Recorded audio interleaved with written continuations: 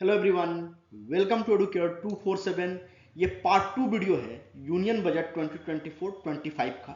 इसमें हम top 100 MCQs discuss कर रहे हैं और एमसीक्यूज के माध्यम से हम बजट को समझने की कोशिश कर रहे हैं। ये वीडियो आपके SEBI grade A, RBI grade B और नाबार्ड ग्रेड ए और ग्रेड बी एग्जाम के लिए काफ़ी इंपॉर्टेंट वीडियो है, बिकॉज बजट से इन एग्जाम्स में ऑलमोस्ट 5-6 क्वेश्चन जरूर आते हैं। The first question is, as per Union Budget 2024-25, how many industrial training institutes will be upgraded under the employment and skilling priority? Answer है 1000। इस बजट में government का एम्प्लॉयमेंट जनरेशन के ऊपर काफ़ी फोकस है। पिछले वीडियो में हमने डिस्कस किया कि गवर्नमेंट ने एम्प्लॉयमेंट जनरेशन के लिए इस बजट में 5 स्कीम अनाउंस किया है और एम्प्लॉयमेंट जनरेशन को इंसेंटिव लिंक कर दिया गया है।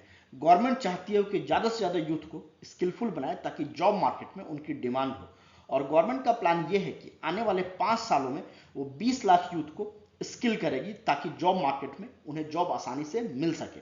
साथ ही साथ 1000 इंडस्ट्रियल ट्रेनिंग इंस्टीट्यूट को भी अपग्रेड किया जाएगा ताकि वहाँ ट्रेनिंग की क्वालिटी बेटर हो। हायर एजुकेशन के लिए गवर्नमेंट फाइनेंशियल सपोर्ट देगी और स्किलिंग के लिए लोन भी प्रोवाइड करेगी। Government model skill loan scheme को रिवाइज कर रही है और इसके अंतर्गत लोग 7.5 लाख तक का लोन ले सकते हैं, और गवर्नमेंट ऐसा बताती है कि हर साल इससे 25,000 स्टूडेंट्स को फायदा मिलेगा। तो स्किल डेवलपमेंट के ऊपर और एम्प्लॉयमेंट जनरेशन के ऊपर काफ़ी ज़्यादा फोकस है गवर्नमेंट का। अभी हमने देखा था देश में जॉब रिलेटेड प्रॉब्लम भी चल रही है। आप लोग भी गवर्नमेंट जॉब की प्रिपरेशन कर रहे हैं तो आपको पता होगा कि जॉब लेना अभी कितना डिफिकल्ट हो गया है। इसलिए गवर्नमेंट चाहती है कि ज़्यादा से ज़्यादा यूथ स्किलफुल हो और उनकी जॉब मार्केट में डिमांड बनी रहे। अगला सवाल है, what is the amount proposed for venture capital fund for the space economy in the union budget 2024-25? Answer है 1000 करोड़। बजट में गवर्नमेंट ने अनाउंस किया है कि 1000 करोड़ का वीसी फंड बनाएगी स्पेस इकोनॉमी को बढ़ावा देने के लिए प्राइवेट सेक्टर की मदद से। इंडिया के स्पेस इकोनॉमी को देखते हैं। 2021 में इसका वैल्यूएशन 67,000 करोड़ था, जो कि ग्लोबल स्पेस इकोनॉमी का बस 2% है। अभी 2030 तक ये टारगेट है कि इसे 8% किया जाए और 2027 तक इसे 15% किया जाए।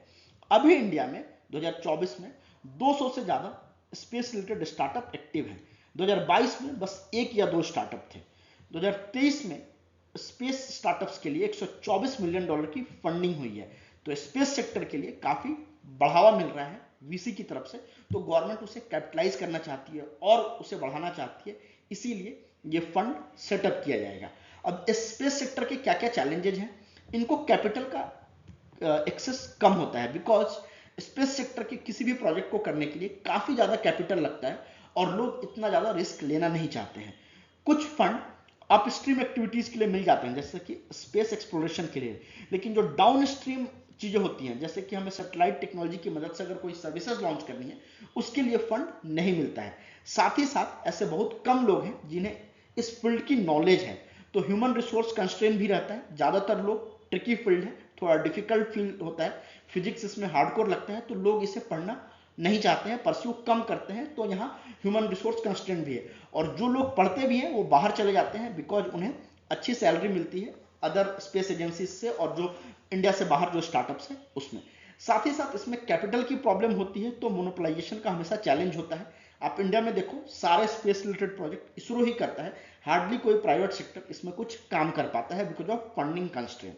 साथ ही साथ जो फंडिंग की डिस्पैरिटी भी है, यूएस चाइना में काफ़ी ज़्यादा फंडिंग की जाती है स्पेस में, लेकिन इंडिया में अगर आप देखोगे ओवरऑल बजट की काफ़ी कम फंडिंग होती है। इसीलिए हम प्राइवेट सेक्टर को इसमें इन्वॉल्व करना चाहते हैं ताकि इस फील्ड में फंडिंग बढ़ाई जाए।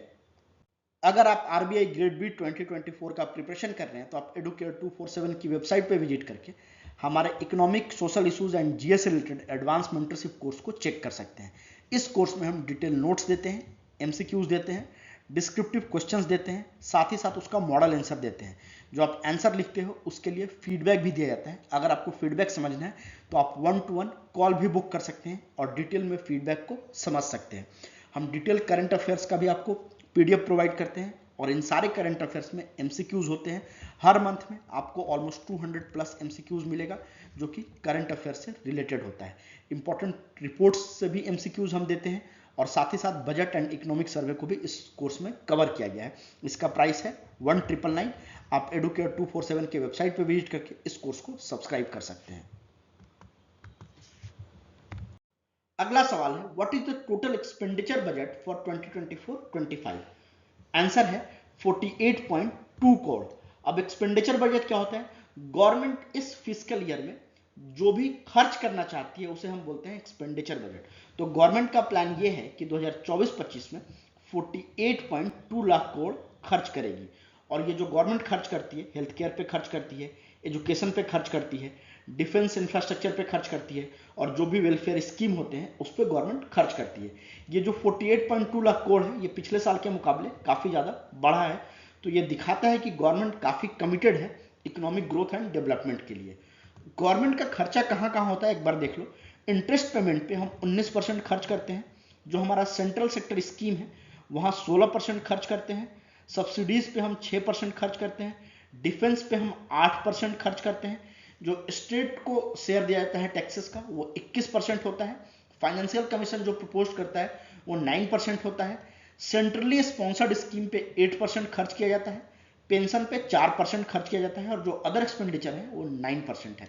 तो ये नंबर आप ध्यान रख सकते हो, स्पेशली डिफेंस का नंबर आप ध्यान रखना, और सेंट्रल सेक्टर स्कीम पे कितना खर्च किया जाता है, बिकॉज इनका इस्तेमाल आप ऐसे में या डिस्क्रिप्टिव आंसर में कर सकते हो। अगला सवाल है, as per union budget 24-25 what is capital expenditure for 24-25? Answer है 11.1 lakh crore. Government financial year 2024-25 में कैपिटल एक्सपेंडिचर के ऊपर 11.1 लाख करोड़ रुपए खर्च करेगी। अब ये कैपिटल एक्सपेंडिचर क्या होता है? लास्ट स्लाइड में हमने ओवरऑल एक्सपेंडिचर देखा। गवर्नमेंट जो भी लॉन्ग टर्म प्रोजेक्ट्स डेवलप करती है, जो भी इंफ्रास्ट्रक्चर प्रोजेक्ट्स होते हैं, जैसे कि मेट्रोज बनाती है, एयरपोर्ट डेवलप करती है, या रेलवे रिलेटेड प्रोजेक्ट करती है, ये सारे इंफ्रास्ट्रक्चर डेवलपमेंट में आते हैं। बड़े बड़े हाईवेज जो आप देखते हैं ये सारे इंफ्रास्ट्रक्चर डेवलपमेंट के प्रोजेक्ट होते हैं। इससे हमारा इकोनॉमिक ग्रोथ बूस्ट होता है और लॉन्ग टर्म एसेट क्रिएशन होता है, जिससे कि ओवरऑल इकोनॉमी में प्रोडक्टिविटी इंक्रीज होती है। तो ओवरऑल इकोनॉमी के प्रोडक्टिविटी को बढ़ाने के लिए लॉन्ग टर्म एसेट्स क्रिएट करना काफ़ी इंपॉर्टेंट है, और जिससे हमारा फ्यूचर इकोनॉमिक ग्रोथ सिक्योर होगा। अगला सवाल है, as per union budget 24-25 what is nominal GDP projected for 24-25? Answer है 326 लाख करोड़। नॉमिनल जीडीपी क्या होता है? जीडीपी में अगर हम इन्फ्लेशन को एडजस्ट नहीं करें तो होता है नॉमिनल जीडीपी। मतलब जो भी गुड्स एंड सर्विसेज प्रोड्यूस हो रही हैं उसकी market value, current market value क्या है, उसे हम बोलते हैं नॉमिनल जीडीपी। रियल जीडीपी में हम इन्फ्लेशन को एडजस्ट कर लेते हैं, तो नॉमिनल जीडीपी मोस्टली बड़ा होता है अगर ग्रोथ ज़्यादा हो रहा है। इन्फ्लेशन अगर पॉजिटिव है तो मोस्टली नॉमिनल जीडीपी बड़ा होगा, और नॉमिनल जीडीपी अगर बड़ा है तो ये क्या शो करता है? ये शो करता है कि इकोनॉमी काफ़ी ग्रो कर रही है और प्रोडक्शन एंड कंजम्पशन दोनों इंक्रीज हो रहे हैं।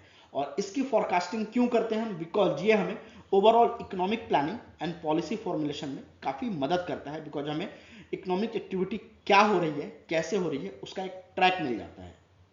अगला सवाल है, according to budget 24-25 what is the gross tax revenue for the centre in 24-25? Answer है 38.4 lakh crore. Gross tax revenue क्या होता है? गवर्नमेंट जो भी टैक्स लगाती है अलग अलग फॉर्म में, जैसे कि income tax, corporate tax, GST, custom duties, excise duties, इन सब का जो भी कलेक्टिव फॉर्म होता है उसे हम बोलते हैं ग्रॉस टैक्स रेवेन्यू। और फिस्कल ईयर 2024-25 में ये 38.4 लाख करोड़ होगा। अगर हायर टैक्स कलेक्ट होते हैं तो गवर्नमेंट की इफिशियंसी का पता चलता है, गवर्नमेंट की जो टैक्स पॉलिसीज हैं वो कितनी इफेक्टिव हैं, और गवर्नमेंट की रेवेन्यू जनरेशन कैपेबिलिटीज बेटर है। तो हायर टैक्स कलेक्शन हमेशा कंट्री के लिए अच्छा होता है, बिकॉज गवर्नमेंट इसका इस्तेमाल पब्लिक सर्विसेज के लिए करती है या डेवलपमेंटल प्रोजेक्ट्स को फंड करने के लिए करती है। गवर्नमेंट के पास पैसे कहाँ से आते हैं? इनकम टैक्स से 19% आता है, यूनियन एक्साइज ड्यूटीज से 5% आता है, जीएसटी से 18% आता है, कॉर्पोरेट टैक्स से 17% आता है, और गवर्नमेंट जो बोरोइंग करती है या अदर लाइबिलिटीज से उससे 27% आता है। तो ये मोस्टली गवर्नमेंट के रेवेन्यू के सोर्सेज हैं, इन्हें आप ध्यान रखना। इसका इस्तेमाल अलग अलग जगहों पे आप कर सकते हो सकता है डायरेक्ट इससे सवाल भी आ जाए। अगला सवाल है, which of the following is not one of the major caste focused on in the 2024-25 बजट? आंसर है मिडिल क्लास। गवर्नमेंट ने इस बजट में 4 कास्ट बताए, बोला ये 4 हमारे लिए मेजर कास्ट हैं: फार्मर, अन्नदाता, गरीब, पुअर, वुमेन महिलाएं, युवा यूथ। मिडिल क्लास इसमें नहीं था। तो ये आप ध्यान रखना, गवर्नमेंट ने जो भी 4 कास्ट प्रपोज किया है बजट में उसमें मिडिल क्लास नहीं है। दो मिडिल क्लास गवर्नमेंट के लिए इंपॉर्टेंट डेमोग्राफी है, बिकॉज गवर्नमेंट इनके ऊपर काफ़ी ज़्यादा टैक्स लगाती है और वो गवर्नमेंट के लिए कंसिस्टेंट रेवेन्यू सोर्स होते हैं। जो भी सैलरीड क्लास पीपल होते हैं वो गवर्नमेंट को डेफिनेटली टैक्स देते हैं, बट गवर्नमेंट के 4 जो मेजर फोकस है उसमें मिडिल क्लास नहीं है। और 4 फोकस का नाम आप ध्यान रखना, इससे रिलेटेड क्वेश्चंस आ सकते हैं। अगला सवाल है, as per union budget 24-25 how many large cities will have transit oriented development plans formulated? Answer है 14। अब ये ट्रांजिट ओरिएंटेड डेवलपमेंट प्लान क्या हो सकते हैं? बेसिकली किसी भी शहर में जो भी पब्लिक ट्रांसपोर्ट होता है इसके इर्द गिर्द डेवलपमेंट किया जाए ताकि लोग आसानी से इन जगहों को एक्सेस कर सके और उन्हें अपने पर्सनल ट्रांसपोर्ट से यहाँ नहीं जाना पड़े और पब्लिक ट्रांसपोर्ट बढ़े। ये एक सस्टेनेबल फॉर्म ऑफ ग्रोथ है। इससे क्या होती है, जो ट्रैफिक कंजेशन होते हैं और उससे होने वाले जो पॉल्यूशन होते हैं वो कम होते हैं। तो अर्बन डेवलपमेंट में एक काफ़ी इंपॉर्टेंट कॉन्सेप्ट होता है ट्रांजिट ओरिएंटेड डेवलपमेंट का। और गवर्नमेंट ने इस बजट में प्रपोज किया है कि 14 सिटी जिसके पॉपुलेशन 30 लाख से ज़्यादा होंगे वहाँ इस तरह का प्लान डेवलप किया जाएगा, उनके लिए प्लान बनाया जाएगा। इससे पब्लिक ट्रांसपोर्ट बेटर होगा, ट्रैफिक कंजेशन कम होगा, ओवरऑल जो अर्बन लाइफ की क्वालिटी होगी वो इम्प्रूव होगी।